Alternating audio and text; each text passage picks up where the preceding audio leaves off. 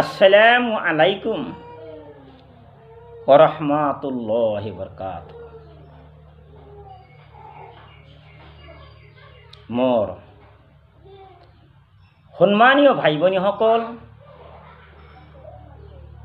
অতি প্ৰথমত মই কি কৰিছোঁ, শক্তিশালী আল্লাহ তাবাৰক তাআলাৰ প্ৰশংসা কৰিছোঁ। আলহামদুলিল্লাহ। তাৰ পিছত বিশ্ব নবীৰ ওপৰত দৰুদ শৰীফ পঢ়িছোঁ সাল্লাল্লাহু আলাইহি ওয়াসাল্লাম। আজি যি বিষয়ে মই আলোচনা কৰি আছোঁ, মুসা নবীৰ বিষয়ে আলোকপাত কৰিছোঁ, আলোচনা কৰিছোঁ।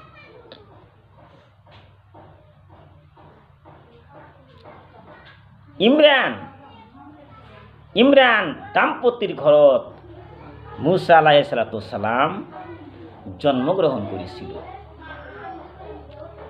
মুসা নবীৰ এনেকুৱা চৰিত্ৰ, উত্তম চৰিত্ৰ, এনেকুৱা ৰূপ চেহাৰা, এনেকুৱা ধুনীয়া চেহাৰা আছিলে, যিটো পূৰ্ণিমাৰ চন্দ্ৰ আছে, পূৰ্ণিমাৰ চন্দ্ৰৰ দৰে ঝিলমিল কৰিছিলে।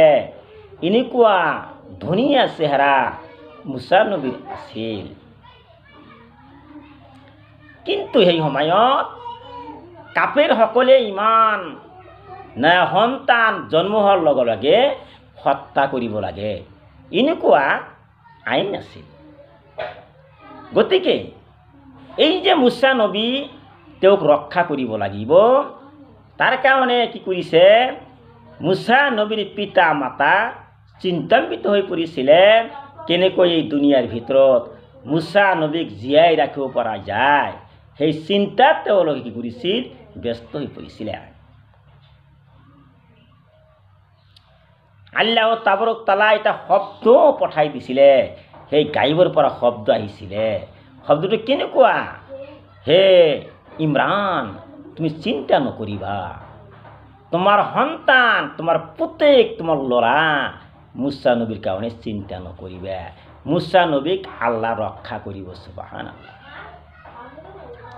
কিন্তু আল্লাহ তাবাৰক তাআলা আদেশ কৰিছিলে, নিৰ্দেশ কৰিছিলে, হুকুম কৰিছিল, হে ইমৰান, তুমি এটা সিন্দুক বনাব লাগে। কি কৰিব লাগে, এটা সিন্দুক বনাব লাগে।